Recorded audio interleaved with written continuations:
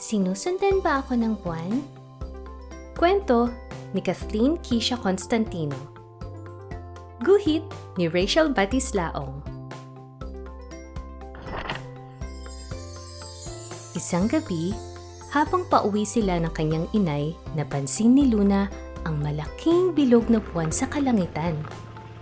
Habang umaandar ang kanilang tricycle, may napansin si Luna. Bigla siyang napaisip, sinusundan ba ako ng buwan?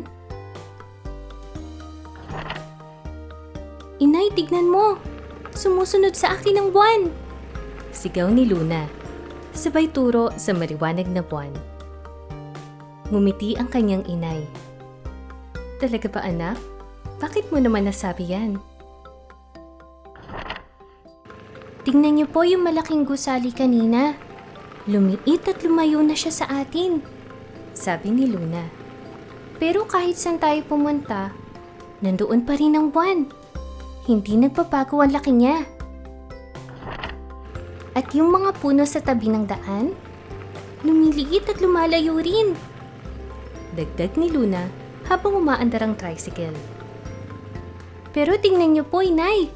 Sinusundan talaga tayo ng buwan. Hindi talaga gumalaw o lumiit ang gusali at mga puno.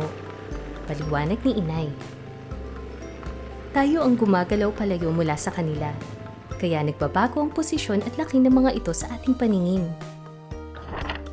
Tumango si Luna. Namamangha sa ideya. Pero Inay, bakit parang hindi nagbabago ang laki at posisyon ng buwan? Hindi ba tayo lumalayo rin sa buwan? Sinusundan ba talaga tayo ng buwan? Kasi napakalayo ng buwan sa atin.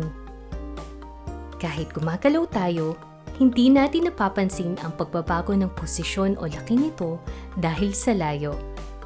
Paliwanag ng kanyang inay. Ang mga bagay na mas malapit tulad ng gusali ay mukhang mabilis na nagbabago ng posisyon at laki kumpara sa atin. Dagdag ni inay.